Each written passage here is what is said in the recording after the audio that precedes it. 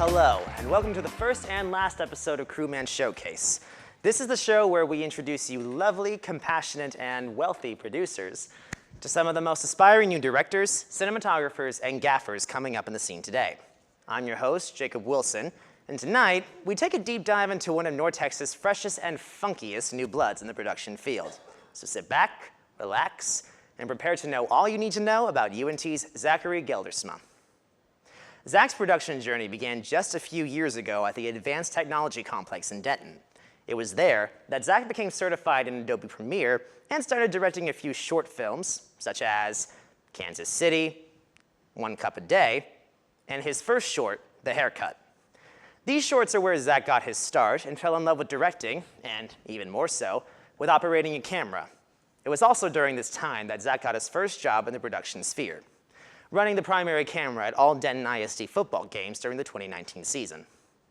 After graduating high school and beginning classes at UNT, Zach pivoted to a lot more smaller scale projects, directing a few music videos during this time, and once COVID started to calm down, a couple short films as well.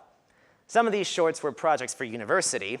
However, most were just Zach developing his skills with some close friends. Zach also began working for the Media Arts Equipment Room for a year and did a couple of shows for the NTTV Entertainment Department, North Texas Treasure Hunters, an Emmy Award-winning show in which he was the lead gaffer, and Beyond Ancient Mysteries, a show in which he managed the social media and marketing for. And this all leads us to today, where Zach is currently working for the NTTV News Station on Tuesday nights, as well as producing 3 major projects for this multi-camera production class. The first of which is a talk show spoof that Zach helped come up with the idea for and ran expressions on for the actual recording. Let's take a look at that real quick.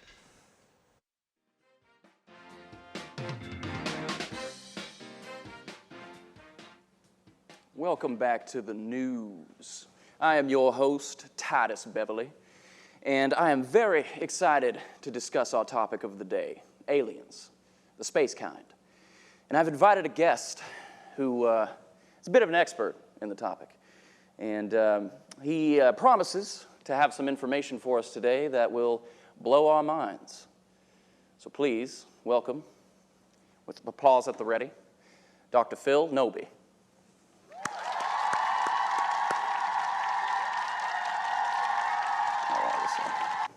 Doing good. Thanks you. for inviting me. Thank you for being here.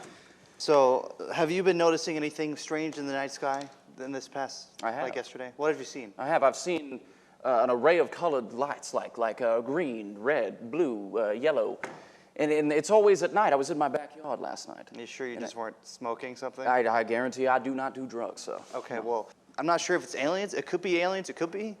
You know, it's not really, we don't know for sure, but something is on this way to Earth right now. And a few days ago, I did the calculations when I first saw it, and at this time, it should be here in probably 14 and a half minutes.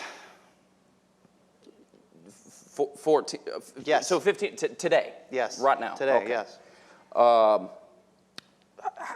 How did you come across that information? Well, because I did the calculations. So we sent them a message in their language because we tried to interpret their language the best we could. Okay. So we were able to form some kind of sentence, and we were trying to like send a peaceful message, but we ended up accidentally sending a message with malicious intent. And so I think they took it the wrong way, and I think they're on their way right now to probably kill us all. Okay.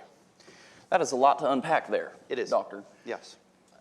Let's say they get angry. It doesn't mean that we're going to be killed. I mean, maybe they just want to come down and every talk single to us. man, woman, and child is going to die. Ladies and gentlemen, I think we need to go to a commercial break. This man needs to simmer down a bit before we come back. They're outside the studio right now. This place. Here, I have a clip, and I'll show you. Wait, no, hold on. Where we noticed? Just watch the clip. All right.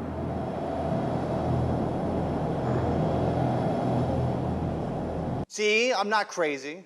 I feel like you doctored that footage. I would have noticed. How would I have doctored that? I filmed that before I came in here. Then why didn't I notice? Because they're quiet. Now, what the hell? Man. You can't hear Doctor- shit when doctor- shit isn't making sound! Dr. Noby, this makes no sense. We might as well walk out there right now and just see for ourselves. Well, we probably will, but we're going to stay in this place for as long as we can because we need to let people know that there is a thing happening out there that is going to endanger all your lives. So all you can do is run and hide. So claims the doctor.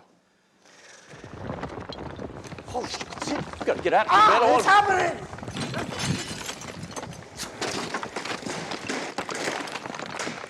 We need to get out of here. Let's go. Jesus.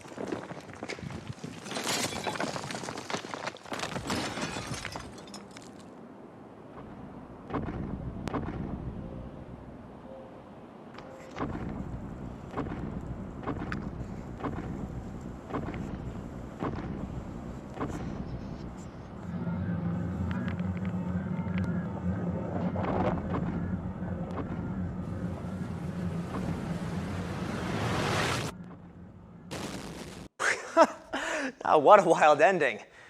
Anyway, the second project that Zach worked on was a human interest story in which he also directed it, and he interviewed a young local EMT, Logan Brandon, who let spill some of the most horrific sights he's come across. While most 21-year-olds are busy going through college or working some minimum wage job, Logan Brandon is a little bit different.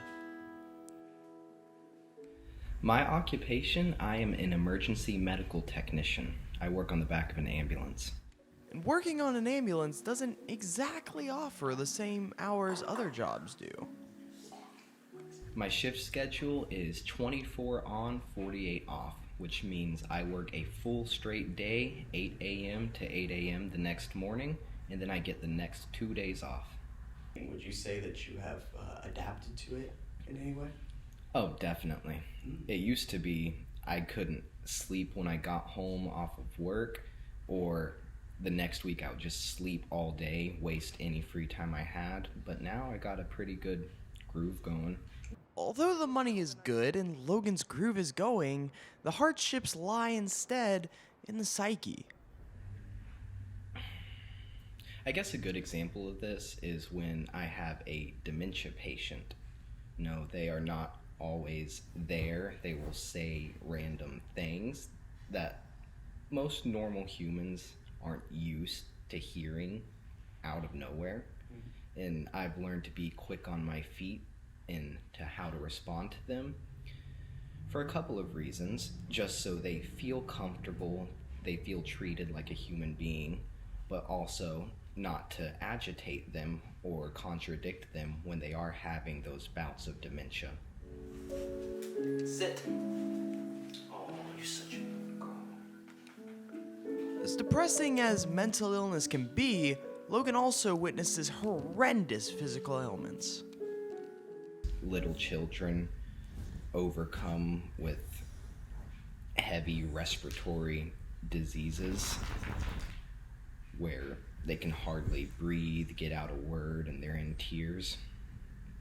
I've seen some pretty nasty skin tears, almost where you can see right to the bone. So far, that's about the extent of physical I've seen. A lot of it is very psychological in the specific field I do. Despite Logan being at a great place for his age, his path does not end here. Oh, it's definitely not the end. This is just the beginning. So, in my field, working on an ambulance, typically you have two kinds of people. You have the EMTs, which is what I am, and then you have the paramedics. And the paramedics are above the EMTs in terms of what they can do. What I hope to achieve is to continue my education and get my paramedic license. That way, when fire stations start their hiring process, they will see me as a better suited candidate. And even through the traumatic sights and strenuous hours, Logan is showing no sign of stopping. A lot of people see IFT as a stepping stone or a starting path to their career in EMS. It is a way to get used to, as I was saying, talking to patients, being familiar with the setting of the back of an ambulance, learning how to do everything you need to know to do your job. And so I would like to continue down this path right now, gain more experience, and in the future be in an emergency setting, be a paramedic, and be a firefighter. So I enjoy it. It is a good stepping stone. With NTTV News, I'm Zach Geldersma. What insane stuff Logan has gone through. And that actually leads us to the final major project Zach worked on in this class, which is actually the one that you've almost already finished. This show you're watching right now was written and directed by the man sitting in the studio right there, the crewmate on Showcase, Zach Geldersma. Say hi, Zach. And now that you know almost everything there is to know about Zach, it's time for me to say thank you for watching. I'm Jacob Wilson, and have a good night.